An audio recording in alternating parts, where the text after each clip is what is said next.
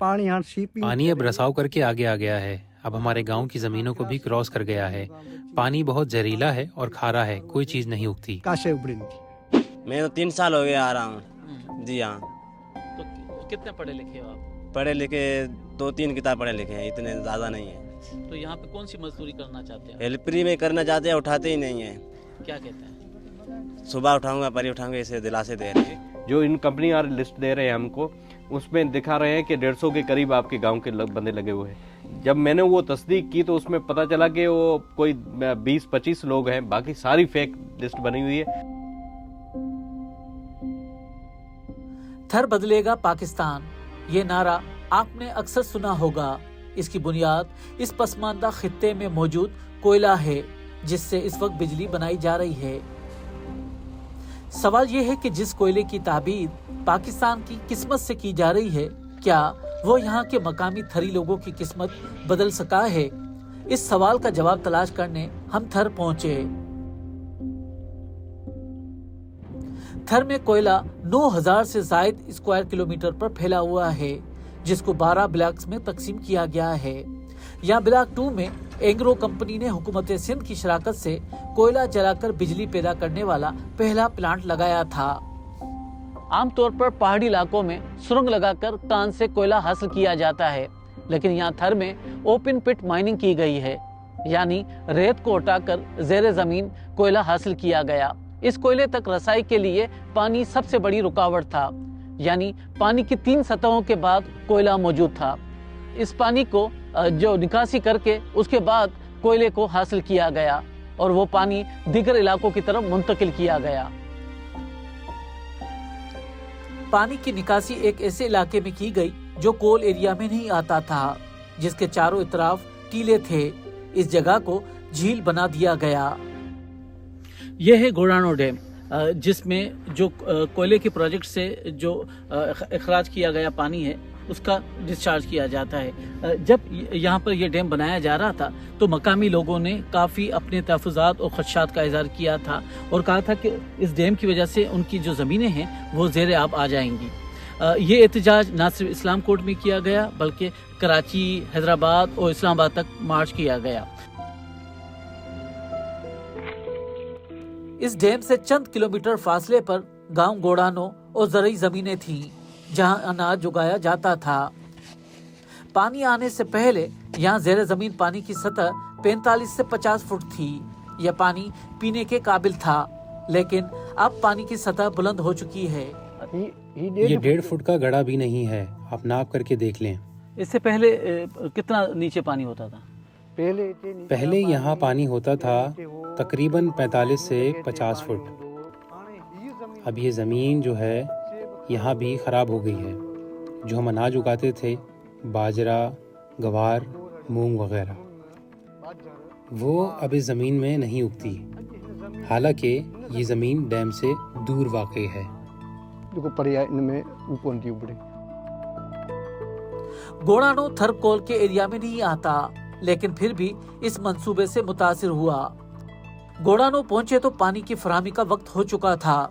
यहाँ मौजूद कुओं में पानी की सतह बुलंद हो चुकी है और उनका जायका भी शदीद कड़वा है।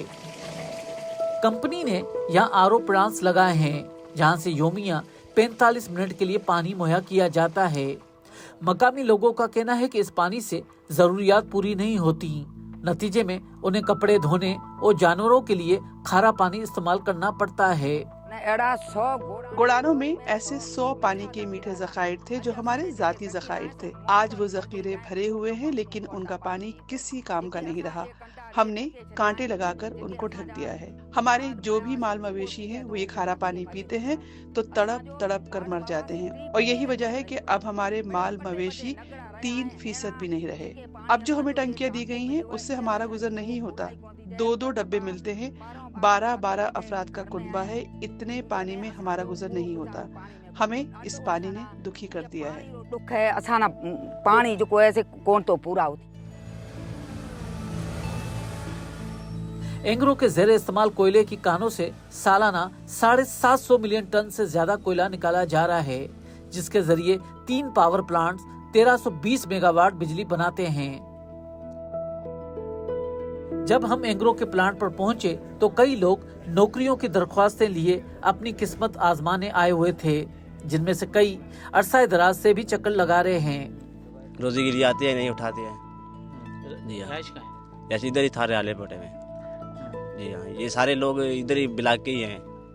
जी हाँ।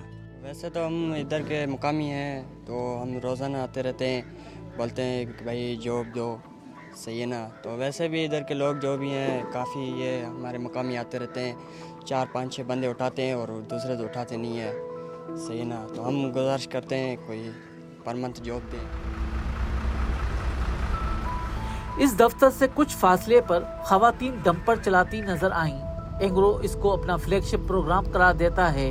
इस वक्त 25 खवातीन काम करती हैं, जो भी कॉन्ट्रैक्ट पर हैं। बच्चों के स्कूल का अच्छे तरीके से पढ़ा सकते हैं, उसकी देखभाल भी अच्छे तरीके से कर सकते हैं, खाना पीना जो और बच्चे हैं उससे ज़्यादा अच्छा हम उसको खाना खिला सकते हैं, हर चीज़ कर सकते हैं। एंग्रो हुक्काम का दावा है कि मकामी लोगों को मुलाजमतें भी दी जा रही हैं। इसके अलावा सेहत, तालीम और सोलर पैनल की भी फराहमी की गई है।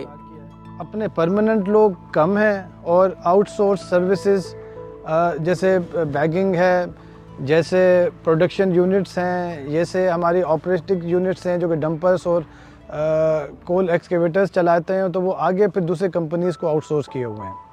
लेकिन उनमें भी हमने ज़्यादातर मैक्सिमम लोग लोकल थरी हैं जो कि उन्होंने एम्प्लॉय किए हुए हैं। हेल्थ में हमारी 5 हेल्थ फैसिलिटीज़ काम कर रही हैं, मोबाइल क्लिनिक्स हैं।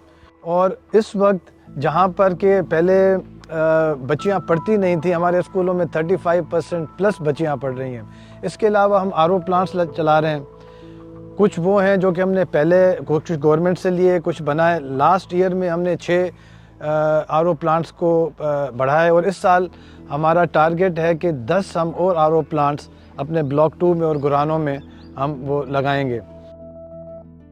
चंद साल पहले एक और कोयले का प्लांट शिंगाई कंपनी ने भी यहाँ लगाया है। एक तरफ शिंगाई कंपनी की कान से खारिज होने वाला पानी फसलों और आबादी की तरफ बढ़ रहा है, तो दूसरी तरफ इसकी कान भी फैल रही है। इस वक्त मैं गांव खारियो गुलाम शाह में मौजूद हूं। ये गांव जो चीनी शिंगाई कंपनी है उसके प्रोजेक्ट से चंद मीटर दूर है, जहां पर डंपिंग की जा रही है। हम यहां पर आए हैं ये मालूम करने के लिए कि इस प्रोजेक्ट में क्या यहां के मकामी लोगों को रोज़गार दिया जा रहा है और इस कंपनी का यहां पर की तरक्की में क्या किरदार है। यहाँ हमारी मुलाकात मकामी एक्टिविस्ट से हुई।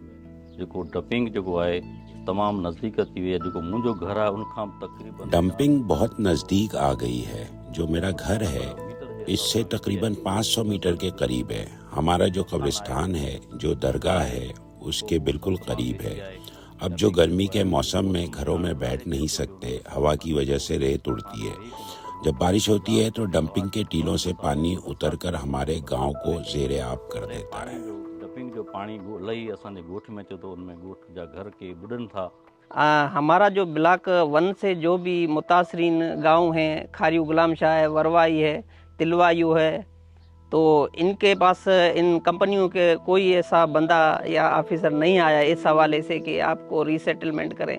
और हालांकि हमारे गांव जो मुतासरीन हैं वो इस हवाले से बहुत भुगत रहे हैं। सूरज, हमें ये बताएं कि एक मेगा प्रोजेक्ट जारी है आपके पड़ोस में चाइना की कंपनी का, तो यहाँ के लोगों को कोई रोजगार, कोई मुलाजमतें फराहम की जा रही हैं? वो लिस्टें बनाकर हमने इनको दिए, 1 साल हो गया है। तो इस तरह से 400 की सिर्फ एक गांव में यहाँ पे टेक्निकल बैठे हैं, इंग्लिश लिटरेचर पढ़ के बैठे हैं, वो बैठे हैं। और CSR में एडमिन का 20 साल मेरा गांव के बंदे बैठे हैं, 20 साल उनका तजुर्बा है एडमिन में, लेकिन इनके पास वो नौकरी नहीं है।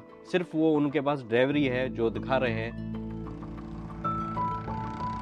शिंगाई इलेक्ट्रिक कंपनी की जानिब से थर में ये पावर प्लांट लगाया गया है जो कोयले पे चलता है। इस प्लांट के जो इंतज़ामिया है उसने यहाँ पर जो लोग उनकी नकल मकानी हुई है और उनकी आबादकारी और उनकी डेवलपमेंट के लिए क्या इक़दाम लिए हैं, इस बारे में हमने उनका मौक़िफ़ जानने की कोशिश की। ताहम राब्ते के बावजूद उनका कोई भी मौक़िफ़ सामने नहीं आ सका।